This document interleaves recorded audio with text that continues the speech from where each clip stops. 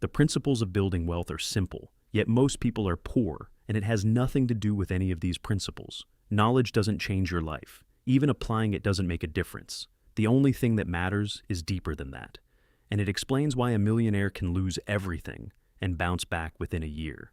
The system keeps you poor because it makes you believe that these principles work. They don't. Not without this missing ingredient. A little switch in your brain that controls your bank account, your spending, and the opportunities that show up in your life. Take two people.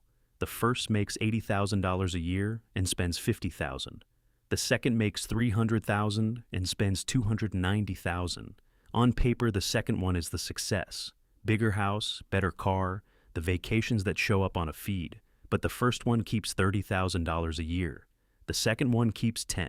The person who looks like he made it is one bad quarter from the whole thing coming apart. This isn't a hot take. Thomas Stanley spent 2 decades studying actual American millionaires for The Millionaire Next Door. And the finding that shocked everyone was how ordinary they looked. They drove used cars, they lived in normal houses, they didn't win by earning the most, they won by keeping the most, and they were almost boring about protecting the gap. So, you already know this. Widen the gap, build faster. Which raises the only question that matters. If it's this simple, and you already understand it, why can't you hold it? Here's where the real mechanism shows up. And it's the part the other videos skip entirely. Lifestyle inflation is not a discipline problem. You've been told it is, which is why every attempt to fix it feels like white knuckling. You cut back, you feel virtuous for a few weeks, then the spending drifts right back up. People call that weak willpower. It isn't. It's a correction. In 1960, a surgeon named Maxwell Maltz noticed something strange. He'd give patients a flawless nose, a fixed scar, a new face, and a chunk of them would walk out still feeling exactly as ugly as the day they walked in. The surgery worked. The self-image didn't move. And the self-image, he realized, was running the whole show. He called the mind a servomechanism, which is just the technical word for a thermostat. The brain holds a picture of what's normal for you, and it steers your behavior to match that picture. Not the picture you want, the picture you already have. Apply that to money, and the lifestyle creep makes total sense. Somewhere inside you is a number for what a person like you keeps. When your income rises above that number, you feel a low, nameless discomfort, the same way a room that's too warm feels wrong. So, you spend the difference, you upgrade the car, you move, you find a reason. And the discomfort goes away, because the room is back to temperature. You didn't make a decision, you ran a correction. That's why a big raise so often produces a slightly nicer version of the same broke feeling. This is also why the knowing never translates into the doing. You're trying to out-argue a thermostat with a fact. The fact loses every time, because the thermostat isn't listening to facts. It's holding a setting, and the setting was installed long before you ever earned real money by the house you grew up in.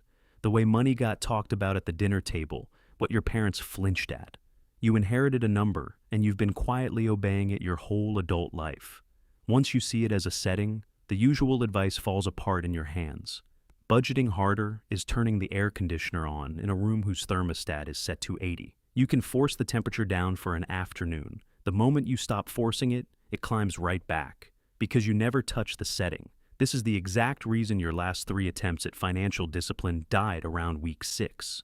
You were fighting the symptom with effort, and effort is the one thing a thermostat is built to overpower. It has nothing but time. So, the people who actually break through don't spend more willpower. They change the number. They start describing themselves differently before the bank account agrees. They get specific about the version of themselves who keeps 30% without it hurting, and they live as that person in small ways now today, before they feel ready. It sounds soft. It is the least soft thing in this entire video, because it's the only move that touches the setting instead of fighting the reading on the dial. You raise the internal number, and the spending follows it down on its own. No struggle, because there's nothing left to struggle against.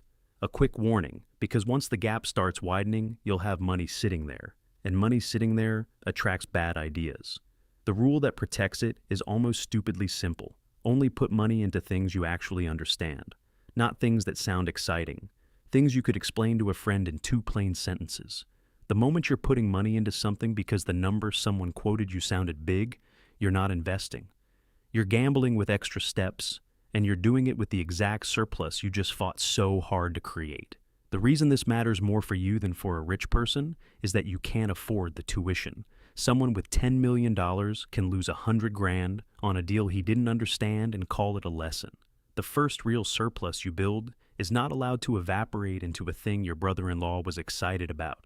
Stay in your lane until your lane is wide enough that a mistake doesn't reset you. That patience isn't fear. It's the thermostat working for you instead of against you. The last piece is the one that turns a number into a life that doesn't feel like a cage, and it's worth saying plainly because it gets misused. Money that only ever flows in and sits still goes stagnant, not in some mystical way, in a practical one. Cash that does nothing earns nothing, and a person who only hoards starts organizing his whole identity around protecting the pile, which is its own kind of stuck. The move is to let it flow in and then send it back out with intent, into assets, into skills, into the occasional thing that lifts someone else, not for karma. Because a person who acts from "there's more coming" makes completely different decisions than a person clutching what he has. And over a decade, those decisions compound into two entirely different lives. But here's the honest caveat, because this idea gets sold as a shortcut, and it isn't one. Giving from an empty account to feel generous is just performance with extra steps, and it drains you. You build the gap first. You move the setting first. Then the flow has something real to move. Generosity isn't the strategy. It's what becomes available once the strategy is working. So, here's the thing you now understand that almost no one around you does. The reason you can't stay rich isn't information.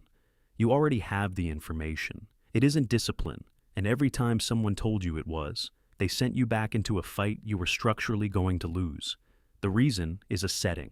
A number for what a person like you is allowed to keep installed before you had any money that quietly corrects your spending back to broke every time your income climbs. That's why the raise never stuck. That's why the good month disappeared. That's why knowing the rules never turned into living them. You were trying to change the temperature without ever touching the dial. Most people will go their whole lives blaming their willpower for a thermostat they never knew was running. You now know it's there. You know roughly where it got set. And you know the move is to change the number, not fight the reading. That is further than 95% of people working just as hard as you will ever get. If part of moving that setting is proving to yourself that you can build income outside the one paycheck your whole identity is currently pinned to, the people doing that quietly right now are using AI tools that didn't exist 2 years ago to build small income streams without a face or a following. Just simple AI assets that print cash flow like virtual real estate. Passive, stackable, and potentially life-changing. I'll link the tool in the description if that sounds good.